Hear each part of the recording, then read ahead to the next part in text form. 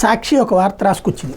ముగ్గురు అధికారులు, రిటైర్డ్ అయినటువంటి అధికారుల చేతుల్లోనే టోటల్గా ఐపీఎస్ల కథ అంతా నడుస్తుంది. వాళ్ళ ట్రాన్స్ఫర్లు అవన్నీ పోలీస్ శాఖ అంతా కూడా వాళ్ళని దాటుకుని వెళ్ళాలంటూ ఏబి వెంకటేశ్వరరావు, ఆర్పి ఠాకూర్, ఘట్టమనేని శ్రీనివాస్ ఈ ముగ్గురు పేర్లు పెడుతూ ఎస్ఐ నుంచి డీజీ వరకు వాళ్ళ మాట వేదం. ఆ త్రయం ప్రాపకం దక్కితేనే పోస్టింగ్లు.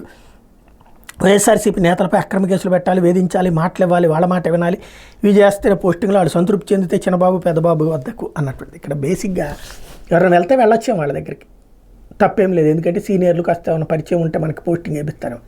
కానీ వీళ్ళ ముగ్గురిని దుర్మార్గులుగా చూపించే ప్రయత్నమే తప్పు. నేను చాలాసార్లు చెప్పే ఏబి వెంకటేశ్వరరావు సిన్సియర్ ఆఫీసర్లో ఒకరు. ఓన్లీ ఆయన మీద కక్ష ఎందుకంటే 23 మంది ఎమ్మెల్యేలు వెళ్ళిపోయినటువంటి వాళ్ళు వెళ్ళిపోవడానికి ఒక సాకు చెప్పారు. ఆయన ఏబి వెంకటేశ్వరరావు చెప్తేనే మేము వెళ్ళామని. వాస్తవంగా వెళ్ళాలనుకున్నాడు, వెళ్తా ఏదో ఒక కారణం చూపెట్టాలి కాబట్టి ఏబి వెంకటేశ్వరరావు మీద చెప్తే అదే నమ్మేసి జగన్ కక్ష కట్టారు.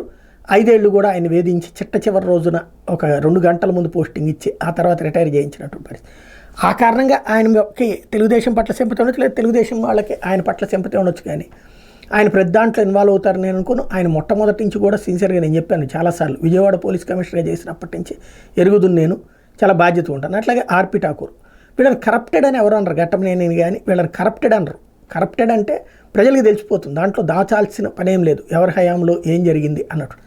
ప్రస్తుతం ఏంటంటే ఇక రిటైర్ అయినటువంటి అధికారుల క్యారెక్టర్ అసాసినేషన్ కూడా వదిలిపెట్టట్లేదు మనం.